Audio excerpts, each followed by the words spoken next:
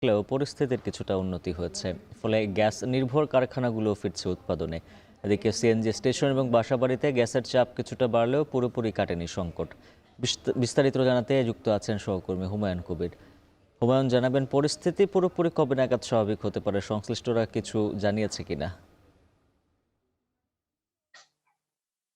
উজ্জ্বল, গত সপ্তাহে কিন্তু সামিট পাওয়ার প্ল্যান্ট পুরোপুরি গ্যাস সরবরাহে এসেছে এবং যে অ্যাক্সিলারেট এনার্জি প্ল্যান্ট তারা কিন্তু আংশিক সরবরাহে আসার পর থেকে কিন্তু পরিস্থিতির কিছুটা উন্নতি হতে চলেছে এবং পরিস্থিতির কিছুটা উন্নতি হলো, সার্বিক যে সংকট সেটি কিন্তু একেবারেই কাটেনি। একদিকে গ্যাস সংকট, অন্যদিকে বিদ্যুতের যে সংকট সেটিও কিন্তু চরম মাত্রায় পৌঁছেছে। আমরা চামড়া শিল্প নগরী যেটি রয়েছে, বেসিক চামড়া শিল্প নগরীর যারা মালিক পক্ষ রয়েছে তাদের সাথে কথা হয়েছে, তারা বলছে যে তাদের উৎপাদন কিন্তু অর্ধেকে নেমে এসেছে। কারণ একদিকে বিদ্যুতের চরম মাত্রায় লোডশেডিং, অন্যদিকে তারা গ্যাসের যে পুরোপুরি চাপ সেটি না পাওয়ার কারণে কিন্তু তাদের উৎপাদন ব্যাহত হচ্ছে। কাঁচা চামড়া প্রক্রিয়াজাতকরণ সঠিক সময় না করতে পারার কারণে কিন্তু অনেক চামড়া পচে নষ্ট হচ্ছে।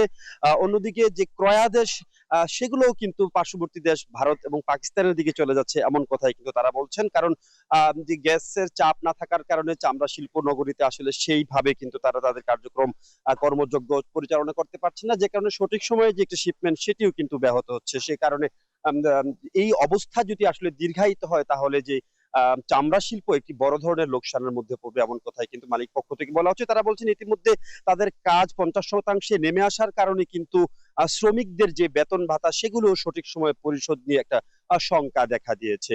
এছাড়া আমরা যদি সিএনজি পাম্পগুলোর কথা বলি, সিএনজি পাম্পগুলোতে কিন্তু উল্লেখযোগ্য সংখ্যক সমস্যা রয়েছে। মানুষ ঘন্টার পর ঘন্টা লাইনে দাঁড়িয়ে থেকে গ্যাস সংগ্রহ করছেন। যেখানে 600 টাকার গ্যাস সংগ্রহ করার কথা 60 সিলিন্ডারে, সেখানে তারা 100 থেকে 200 টাকার গ্যাস সংগ্রহ করছেন এবং দীর্ঘ লাইন, পাম্প কর্তৃপক্ষের সাথে বাকবিতণ্ডা, মানে অসম আচরণের যেন একেবারেই শেষ নেই। যতদিন পর্যন্ত আসলে গ্যাস সংকটের সমাধান না হবে, আসলে ততক্ষণ পর্যন্ত এই সংকট সমাধান না হওয়া পর্যন্ত কিন্তু তারা আসলে একটা বড় ধরনের সমস্যার মধ্যে রয়েছে। এবং বাসাবাড়ির কথা যদি বলতে চাই, বাসাবাড়িতেও কিন্তু কিছুটা উন্নতি হলেও কিন্তু সংকট কিন্তু একেবারে কাটেনি। তারাও কিন্তু এখনো লাকড়ির চুলা, কাঠের চুলা, ইলেকট্রিক চুলায় রান্না করছেন। তবে সবচেয়ে বড় সমস্যা যেটি আমার কাছে পরিলক্ষিত হয়েছে, শিল্প মালিকরা বলছেন এই সমস্যা যদি অতি দ্রুতই কোন রকম কালক্ষেপণ ছাড়া শতভাগ সমাধান না করা হয়, তারা আসলে বৈদেশিক যে মুদ্রা অর্জন করা হয় রপ্তানির মধ্য দিয়ে সেটি আসলে ব্যাহত হবে